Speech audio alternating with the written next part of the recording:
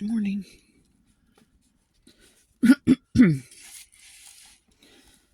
So we left off at the Feast of Weeks yesterday, which is 23 and 15.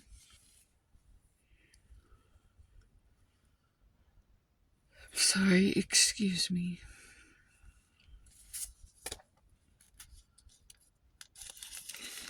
You would think with all of the feasts and the celebrations that the Jews had to continuously do, you would think that they would be just the happiest people in the world. Because it's almost like they would be celebrating some sort of a feast every week. There's a lot of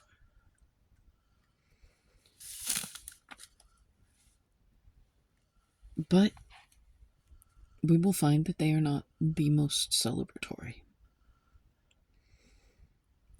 Anyway, Feast of Weeks. From the day after the Sabbath, the day you brought the sheaf of the wave offering, count off 7 full weeks. Count off 50 days up to the day after the 7th Sabbath. And then present an offering of new grain to the Lord. From wherever you live, bring 2 loaves made of 2/10 of an ephah of fine flour, baked with yeast, as a wave offering of first fruits to the Lord. Present with this bread 7 male lambs, each a year old, and without defect, 1 young bull and 2 rams. They will be a burnt offering to the Lord, together with their grain offerings and drink offerings, an offering made by fire, an aroma pleasing to the Lord. Then sacrifice 1 male goat for a sin offering, and 2 lambs, each a year old, for a fellowship offering. The priest is to wave the 2 lambs before the Lord as a wave offering, together with the bread of the first fruits. They are a sacred offering to the Lord for the priest. On the same day you are to proclaim a sacred assembly and do no regular work. Excuse me. This is to be a lasting ordinance for the generations to come, wherever you live. When you reap the harvest of your land, do not reap to the very edges of your field, or gather the gleanings of your harvest. Leave them for the poor and the alien. I am the Lord your God. That end portion, not to gather to the ends of the fields and to leave them for the aliens and the poor, that's already been repeated a few times. That is how important God feels it is to take care of the less fortunate. It is that important that it is repeated over and over and over again. Take care of those that are less fortunate than you.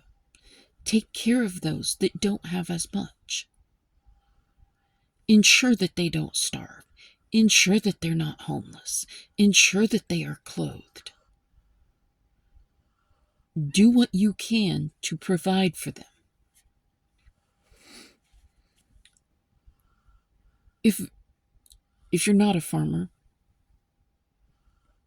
when you go out and you harvest, it's actually one of those things where during this day and age, they would harvest by hand. So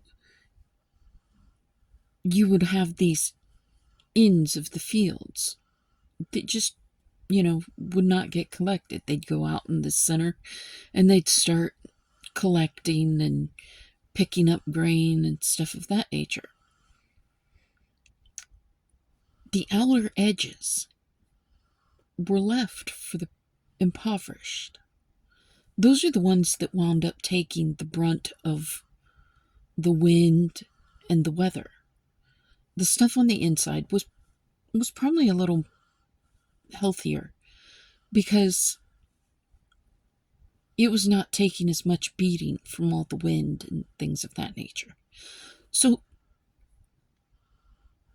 the outer edges being saved for the poor may not have been the absolute best stuff, but it was still there and it was still provided. It meant that those that were without could actually go along. They didn't have to actually go onto the property or into the main field, and they could go along and pick up after the farmer and the farmer's workers. They could gather their own stuff and take it home so that they still had some sort of provision. Feast of Trumpets. The Lord said to Moses, "Say to the Israelites, on the first day of the 7th month, you are to have a day of rest, a sacred assembly commemorated with trumpet blasts. Do no regular work, but present an offering made to the Lord by fire." Day of Atonement. The Lord said to Moses, "The 10th day of this 7th month is the Day of Atonement. Hold a sacred assembly and deny yourselves, and present an offering made to the Lord by fire. Do no work on that day, because it is the Day of Atonement, when atonement is made for you before the Lord your God. Anyone who does not deny himself on that day must be cut off from his people."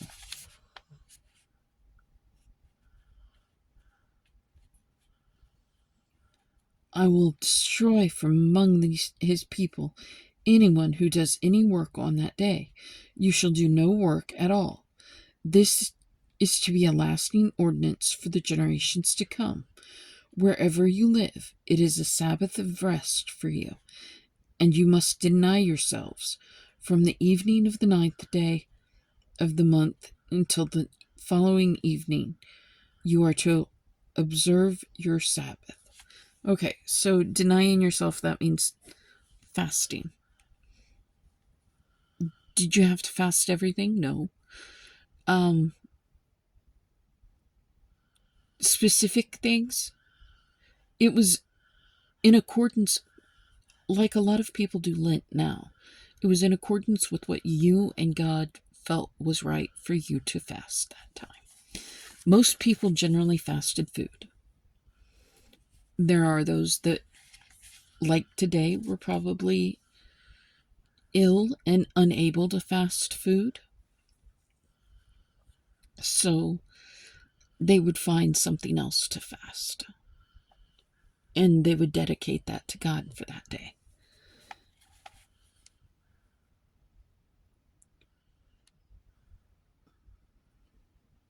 Yeah.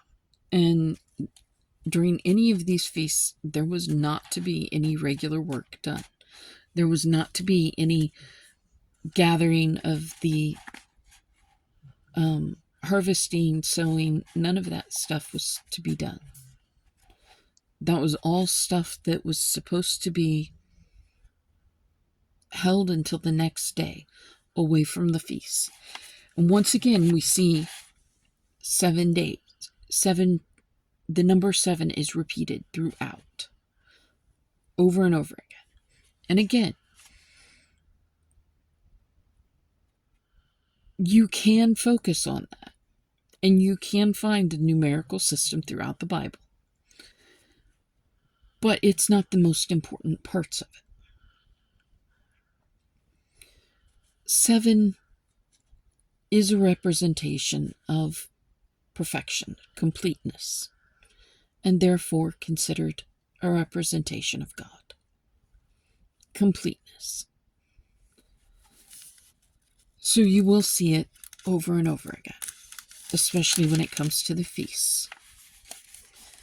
The Feast of Tabernacles. The Lord said to Moses, "Say to the Israelites, on the 15th day of the 7th month, the Lord's Feast of Tabernacles begins, and it lasts for 7 days. The first day is a sacred assembly. Do no regular work. For 7 days present offerings made to the Lord by fire, and on the 8th day hold a sacred assembly and present an offering made to the Lord by fire. It is the closing assembly. Do no regular work. These are the Lord's appointed feasts, which you are to proclaim as sacred assemblies for bringing offerings made to the Lord by fire, the burnt offerings and grain offerings, sacrifices and drink offerings, required for each day. These offerings are in addition to those for the Lord's Sabbaths, and in addition to your gifts and whatever you have vowed, and all the free will offerings you give to the Lord. So beginning with the 15th day of the 7th month, after you have gathered the crops of the land, celebrate the festival to the Lord for 7 days. The first day is a day of rest, and the 8th day also is a day of rest. On the first day you are to take choice fruit from the trees and palm fronds, leafy branches and poplars, and rejoice before the Lord your God for 7 days. Celebrate this as a festival to the Lord for 7 days each year. This is to be a lasting ordinance for the generations to come. Celebrate it in the 7th month. Live in booths for 7 days. All native-born Israelites are to live in booths, so your descendants will know that I had the Israelites live in booths when I brought them out of Egypt. I am the Lord your God." So Moses announced to the Israelites the appointed feasts of the Lord. Oil and bread set before the Lord. Chapter 24. The Lord said to Moses, "Command the Israelites to bring you clear oil of pressed olives for the light, so that the lamps may be kept burning continually. Outside the curtain of the testimony in the tent of meeting, Aaron is to tend the lamps before the Lord from evening till morning, continually. This is to be a lasting ordinance for the generations to come. The lamps on the pure gold lampstand before the Lord must be tended continually." Again, someone had to continuously, constantly, 365, 24/7, be in that sanctuary, always making sure that these fires were burning, always making sure that these lamps were lit, always making sure that the incense was being sent up. There had to continuously be someone in that sanctuary. Take fine flour and bake 12 loaves of bread, using 2/10 of an ephah for each loaf. Set them in 2 rows, 6 in each row, on the table of pure gold before the Lord. Along each row put some pure incense as a memorial portion to represent the bread and to be in an offering made to the Lord by fire. This bread is to be set out before the Lord regularly, Sabbath after Sabbath, on behalf of the Israelites, as a lasting covenant. It belongs to Aaron and his sons, who are to eat it in a holy place, because it is a most holy part of their regular share of the offerings made to the Lord by fire. And again, these are things that the Israelites had to bring to the sanctuary. These things fed Aaron and his family. Any of the priests were everything that they needed was provided by the people by the Israelites. It was provided by the community. So all the necessary means for living. The priests and Aaron were provided.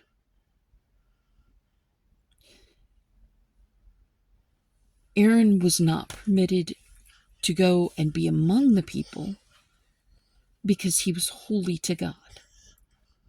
This was a lot to ask of anyone.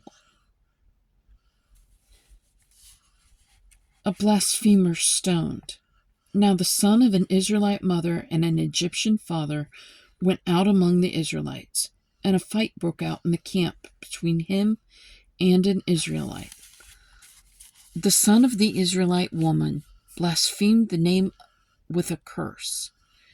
So they brought him to Moses. His mother's name was Shelomith, the daughter of Debiri, the Danite. They put him in custody until the will of the Lord should be made clear to them. So, in other words, he spoke out and used the name of the Lord incorrectly. Then the Lord said to Moses, "Take the blasphemer outside the camp. All those who heard him are to lay their hands on his head, and the entire assembly is to stone him. Say to the Israelites, if anyone curses his God, he will be held responsible. Anyone who blasphemes the name of the Lord must be put to death. The entire assembly must stone him, whether an alien or native born. When he blasphemes the name, he must be put to death."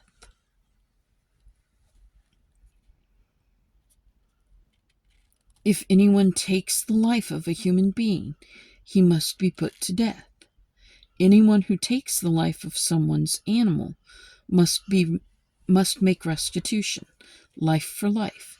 If anyone injures his neighbor, whatever he has done must be done to him. Fracture for fracture, eye for eye, tooth for tooth. As he has injured the other, so he is to be injured.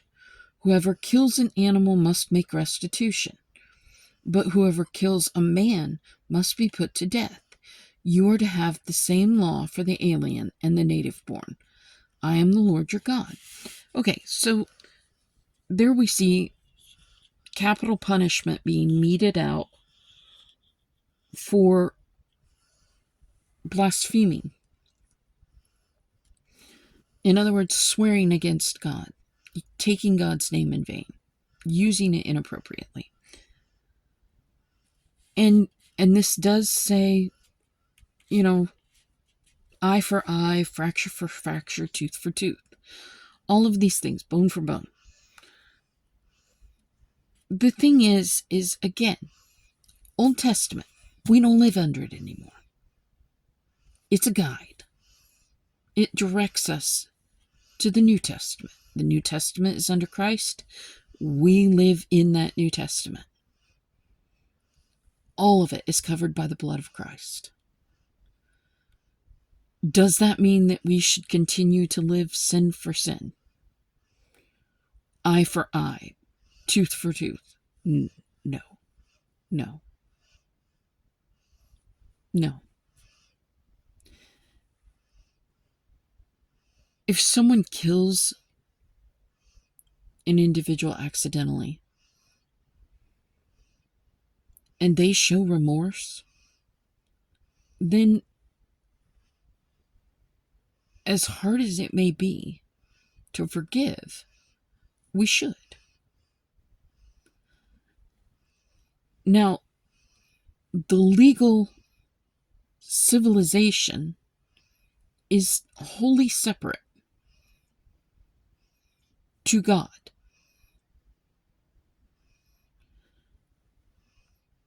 Does that mean that if it was done, if someone murdered someone by accident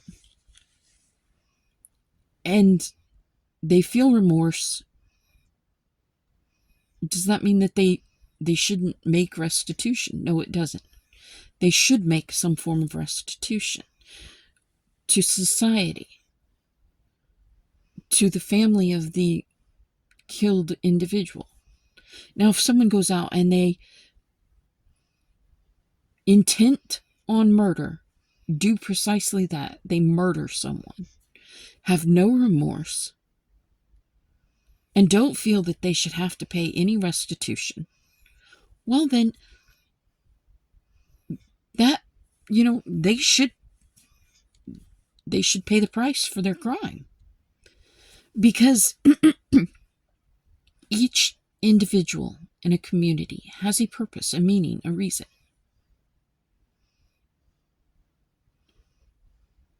And when that person is gone, taken from the community, then the community as a whole is lessened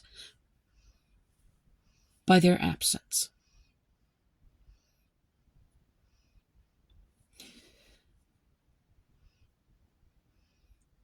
Now, that brings us to today, and we're not done reading yet, but I'm going to bring up something that has been going on in today's society. A man killed another man, openly.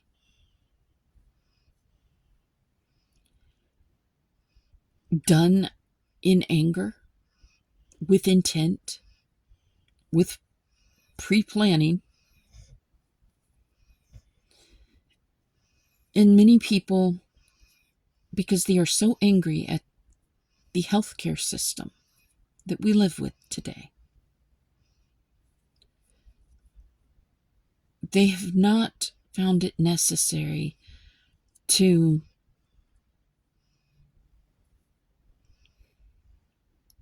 actually see how wrong what the murderer did was. In fact,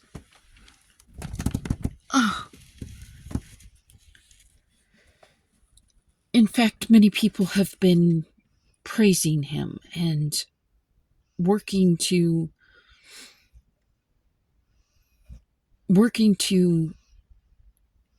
get him set free, pay his legal bills.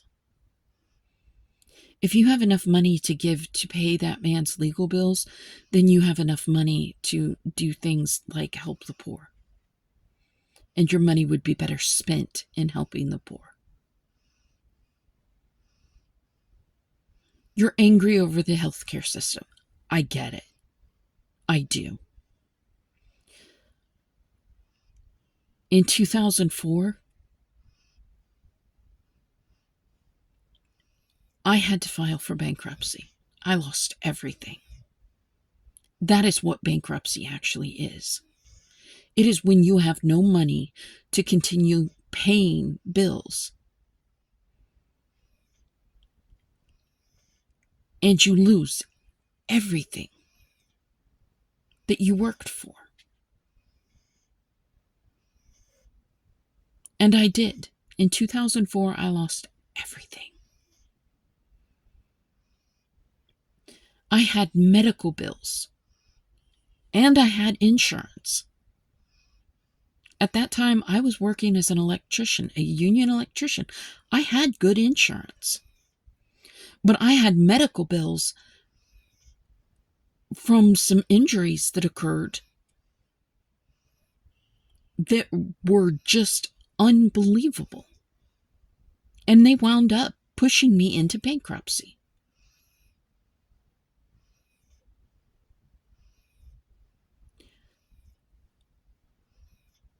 I was not yet 30 at that time. And already I was bankrupt.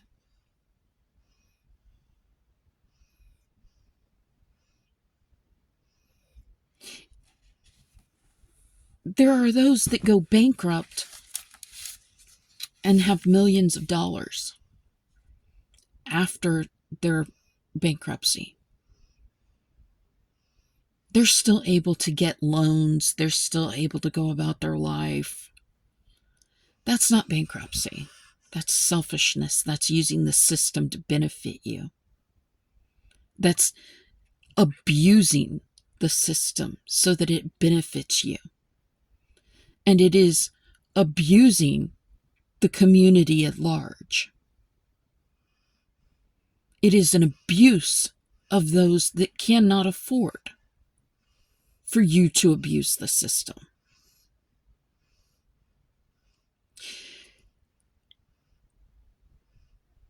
A real bankruptcy happens when you cannot pay your bills any longer.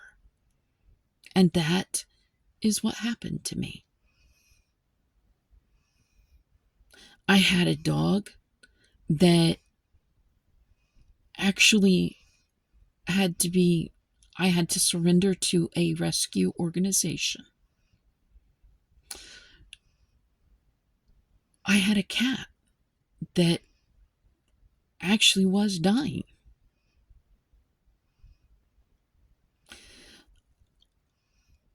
I had a home that I could not pay for.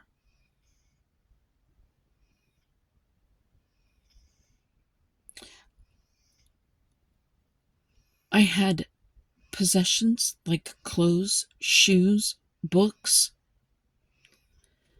kitchen appliances, furnishings for my home. All of it had to be sold off. Because a friend had to actually set me up to be able to do the bankruptcy. A friend of my family made it possible for me to be able to go bankrupt. Because I couldn't even afford the bankruptcy.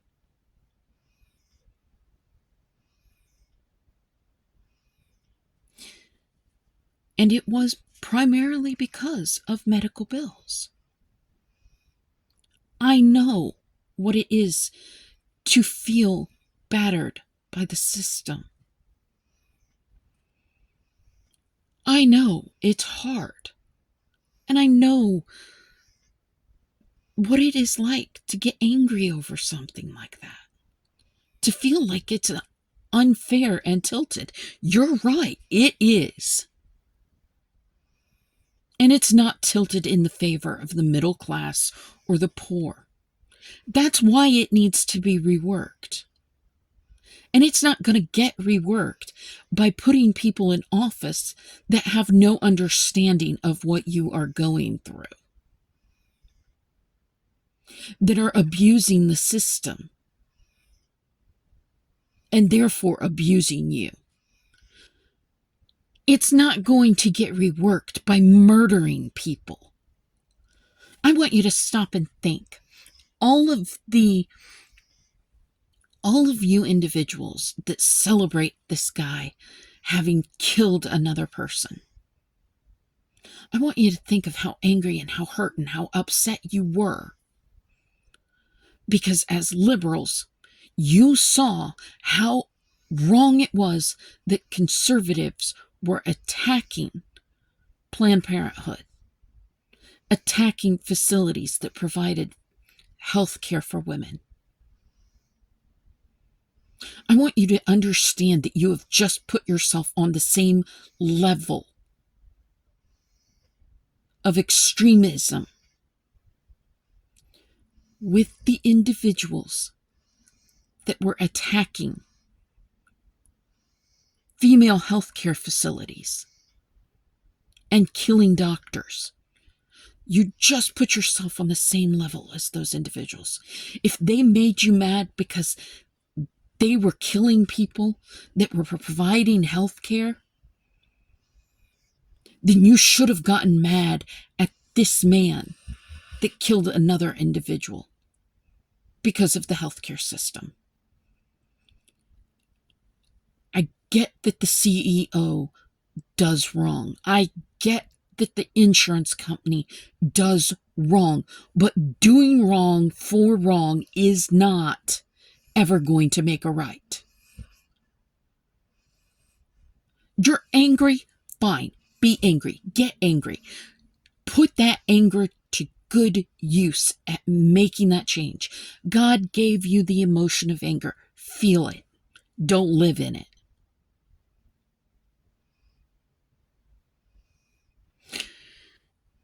Murder is never okay.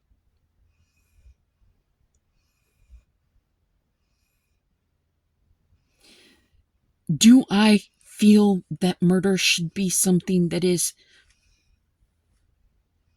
repaid with murder or with death through the death penalty? I'm iffy on it.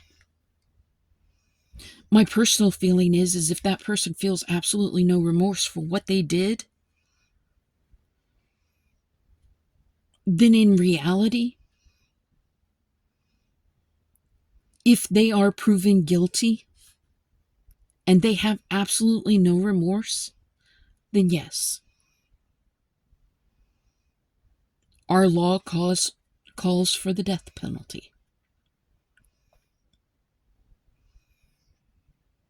Our legal system has laid out a plan that leads forth to the death penalty. And it provides many, many opportunities to appeal and prove yourself innocent. Now, having said that, I will also say that the legal system for many, many years has been very, very tilted and needs reworked. And yes, people have a right to be angry over it. But murder will not solve it.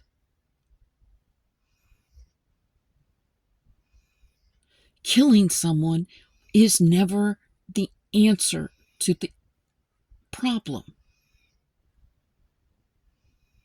It's not a solution. It's a punishment. It's a punishment to the community at large. Because as I said, we live within a community. We exist within that community. And when you kill someone, you are removing a beneficial individual from the community.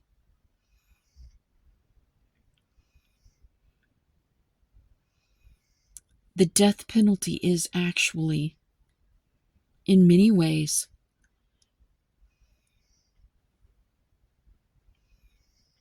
a punishment for the community at large as much as it is for the individual that committed the crime.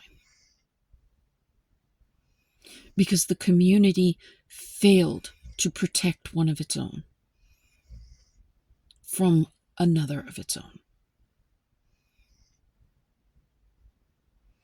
Do not celebrate murder. It's not okay.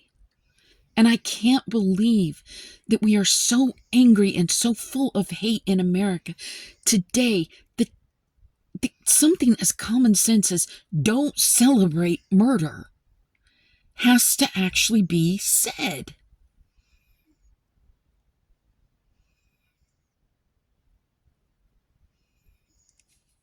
If you're angry, put your anger to good use. It is an emotion. God gave it to you for a reason, and it wasn't to go out and kill someone. If you're angry, affect change.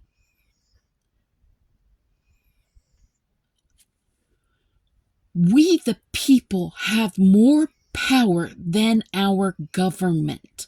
Why do you think that the incoming administration was so angry over how their first administration went?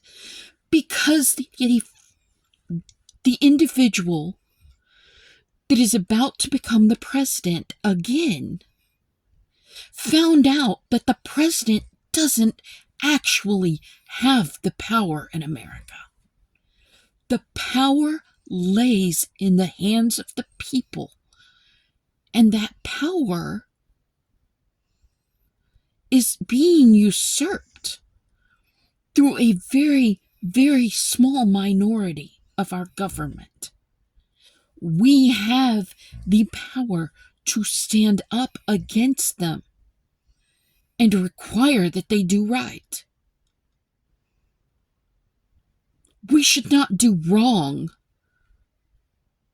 to force them to do right.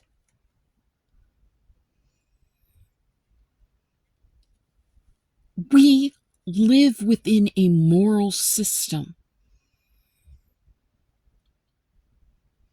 That is how community continually grows, within a moral system.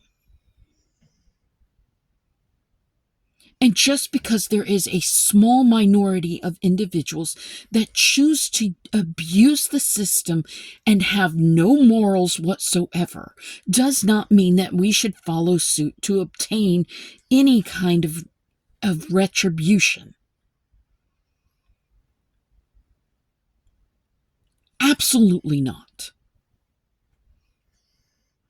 You're angry, be angry, but use that anger to effect change, not just momentary change that is provided through killing someone, but real, actual, functional change that will be a lasting endeavor to the future for your children and your children's children.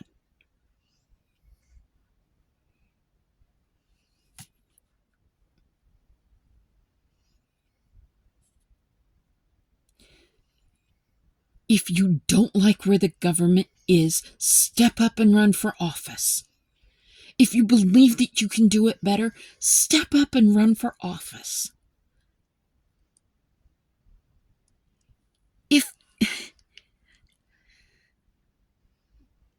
If you don't like who the candidates are,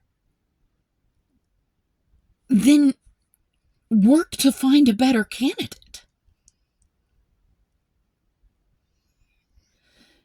If you like one candidate better than the other, support them fully, completely, wholly.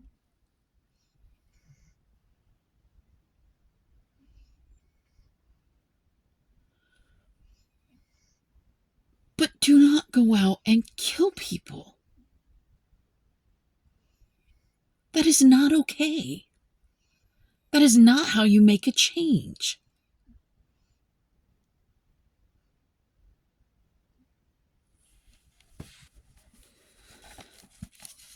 I'm going to go on and continue to read, and then we're going to wind up for the day.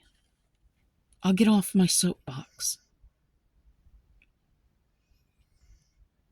Just know, I understand. Because I've been there.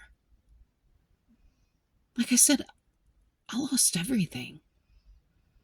Even to the point that I did not feel like I was a successful person at all at being an adult.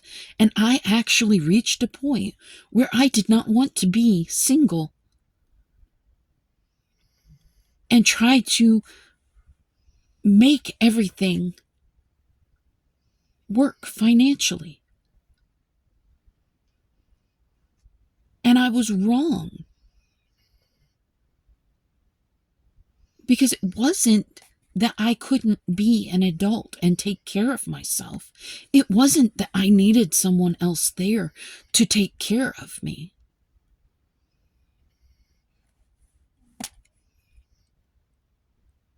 I already had everything I needed.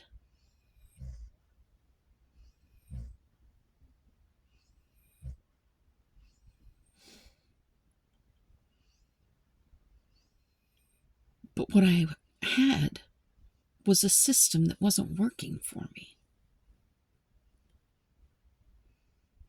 What I was living within was a system that wasn't working. I didn't go out and kill somebody. In fact, I took it as an opportunity to join a volunteer government organization. And I went and fulfilled a dream and helped others. So if you don't like where things are right now, killing people won't solve it. But getting active working to make a change,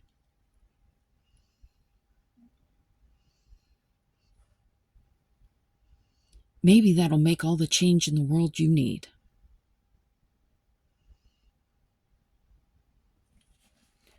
Chapter 25, the Sabbath Year. The Lord said to Moses on Mount Sinai, "Speak to the Israelites and say to them, when you enter the land I am going to give you, the land itself must observe a Sabbath to the Lord. For 6 years sow your fields, and for 6 years prune your vineyards, and gather their crops.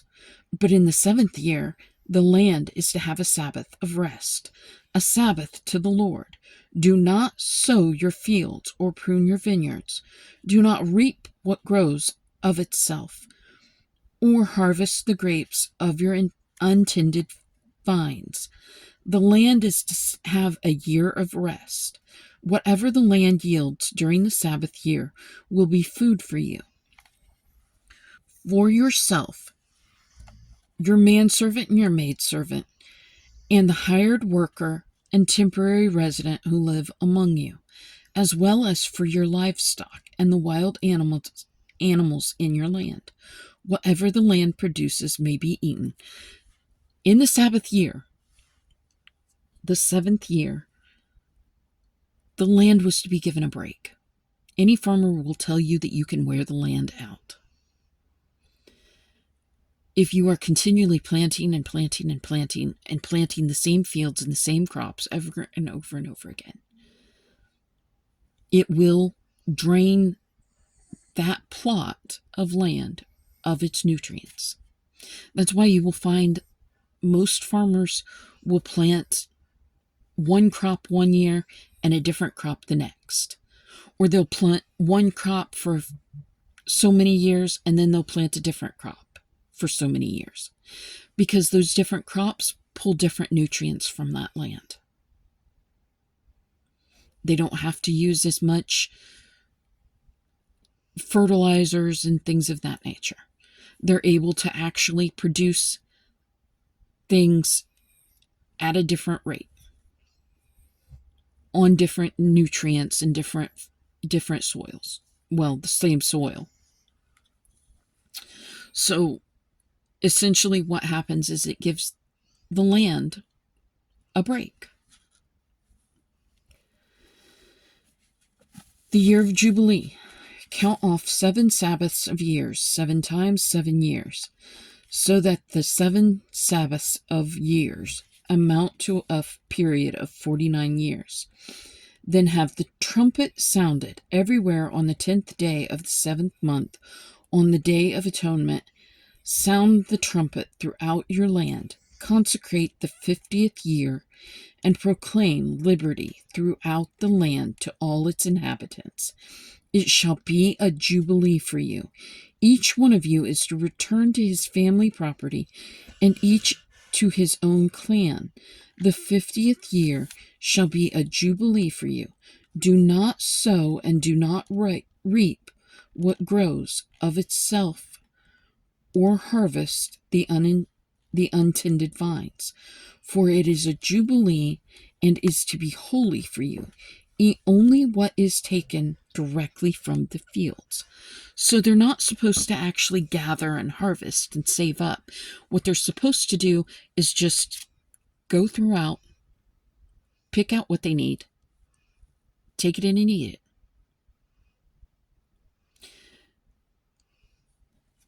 This year of Jubilee, it sets back anyone that had to sell their property because they did not have the money to continue paying for that property, or were not able to sustain the property. It was to be given back to them in the year of Jubilee. Anyone that had a manservant or a maidservant, they were to actually set them free. We'll come up on that. If you sell land to one of your countrymen or buy any from him, do not take advantage of each other. You are to buy from your countrymen on the basis of the number of years since the Jubilee. So in other words, When you sold property to someone, you knew that you were only selling it. So if you've been on that land for 47 years and you know that in 3 years you're getting ready to obtain that land again, you are not to charge the person what the land was worth for the first 47 years. You're only to charge them what it will be worth to them for 3 years. Because in 3 years, you're going to take that property back. So they're only going to have 3 years worth of work. So you should only be requiring them to pay you for the 3 years.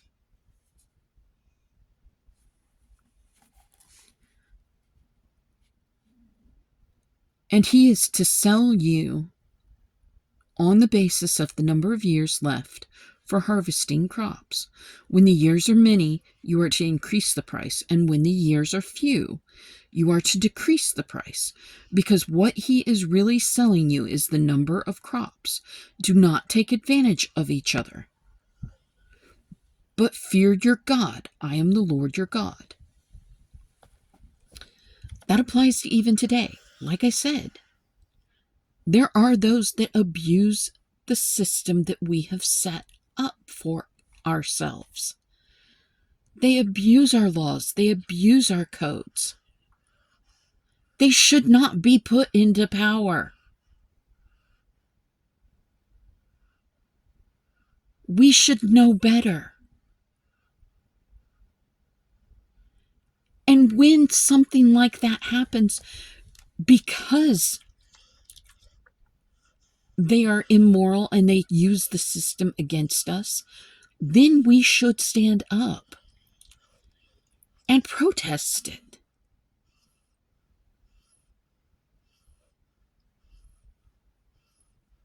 You protest wrong. You don't do wrong for wrong. Follow my decrees and be careful to obey my laws, and you will live safely in the land. Then the land will yield its fruit, and you will eat your fill and live there in safety. You may ask, what will we eat in the 7th year if we do not plant or harvest our crops? I will send you such a blessing in the 6th year that the land will yield enough for 3 years, while you plant during the 8th year. You will eat from the old crop and will continue to eat from it until the harvest of the 9th year comes. The land must not be sold permanently, because the land is mine, and you are but aliens and my tenants. God's the landlord. All of this belongs to God. We're not here to do anything but be caretakers. Throughout the country that you hold as a possession, you must provide for the redemption of the land. If one of your countrymen becomes poor and sells some of his property, his nearest relative is to come and redeem what his countryman has sold. If, however, a man has no one to redeem it for him, but he himself prospers and acquires sufficient means to redeem it, he is to determine the value for the years since he sold it and refund the balance to the man to whom he sold it. He can then go back to his own property. If he does not acquire the means to repay him, what he sold will remain in the possession of the buyer until the year of Jubilee. It will be returned in the year of Jubilee, and he can then go back to his property. We're going to go ahead and leave off there. That takes us to chapter 25, verse 29. We'll pick it up after that. It goes through the year, continues through the year of Jubilee. And I just want you to stop and think. Think very diligently today about what you can do to make a change. what you can do to ensure the society that you feel is right. The community that lives, the government that lives up to the standards of all of us. I had to learn patience in that third world nation that I lived in. I'm pretty sure I've told you before, you're going to be extra friendly when you get on a public service transport there. And you might have to sit and wait for 5 hours for it to get to that point of being that full.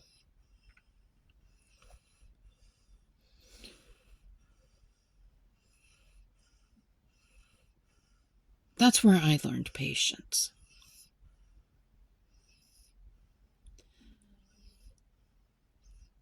I learned from Gandhi and John Lennon that people can make change in their world, and they can do it peacefully.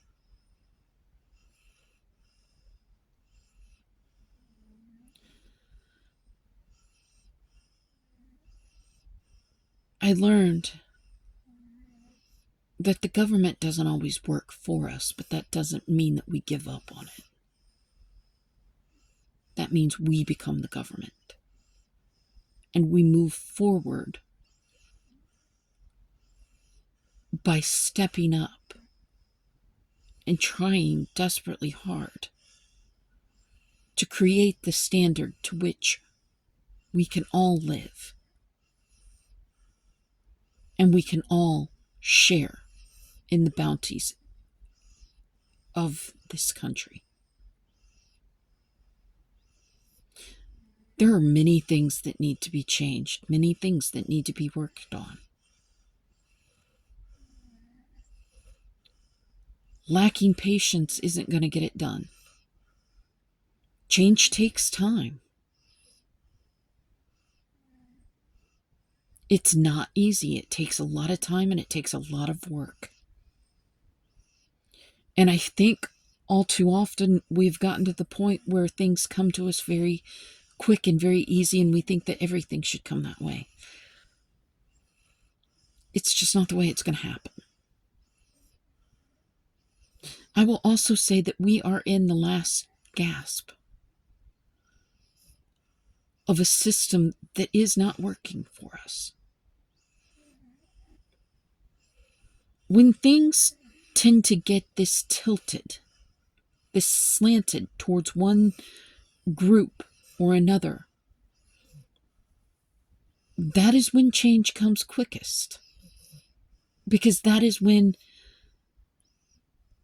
those that are being cheated and those that are being abused and mistreated stand strongest.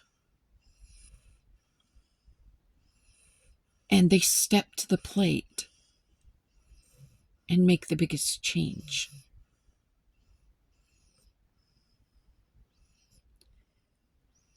It is not through murder. It is not through violence. You want an example? Check out Martin Luther King. Martin Luther King Jr. was one of the most peaceful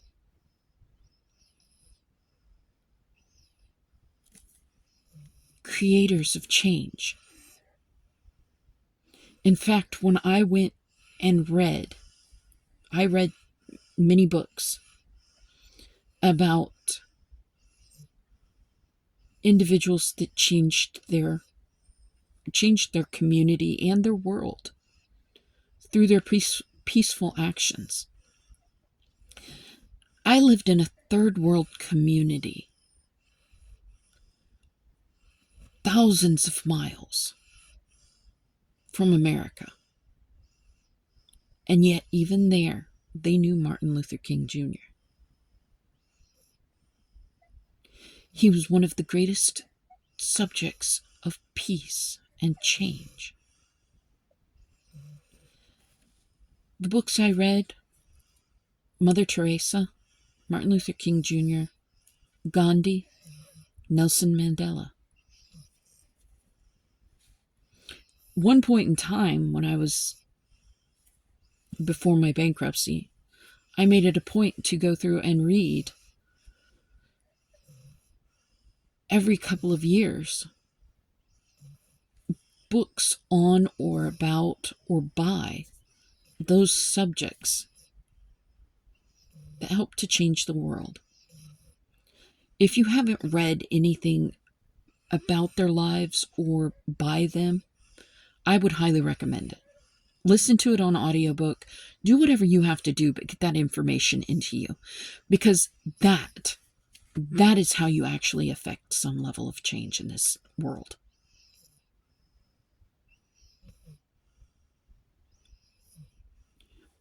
The ways in which they went about doing so. That's how you affect change.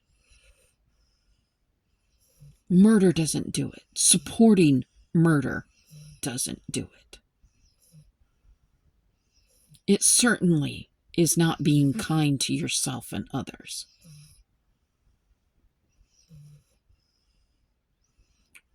Let's say our prayer. Yes, I know it's long. There's some stuff in here you needed to hear.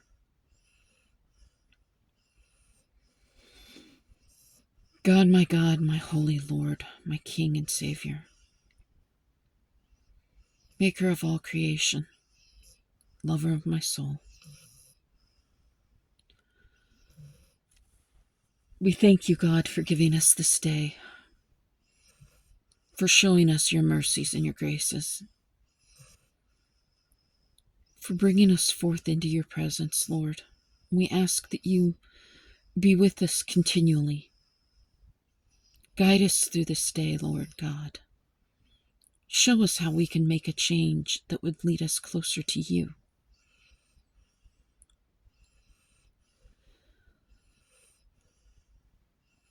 Let our minds become your mind, God, that we might dwell upon the things that you would dwell upon, and that we would think of others as you think of them. Let our ears become your ears, that we would hear your words of truth, God. No matter what words are actually spoken, let our voices become your voice, that we would lift them in praise to you. Let your praises drip from our tongue, that we would continually speak your truth. Let our eyes become your eyes, that we would see others as you see them. That we would see the good in others and the bad. Let our hands become your hands, my Lord, my God. That we would continually be about building your kingdom. Giving where you give, loving where you love. Praising where you would praise. Let your feet become our feet, that we might be continually on your path of righteousness. Let our feet become your feet, that they would be continually on your path of righteousness, so that when others follow us, Lord God, they would be following you. Let our hearts become your heart, my Lord, my God, that we might love others as you love them. And that what breaks your heart, God, would break ours. We ask that you let your spirit become let our spirit become your spirit. That we might continually recognize in each other the good, God. I ask it all in your holiest and mightiest, most glorious name, Jesus, and I say amen. Please be kind to yourself and others, and have a great day.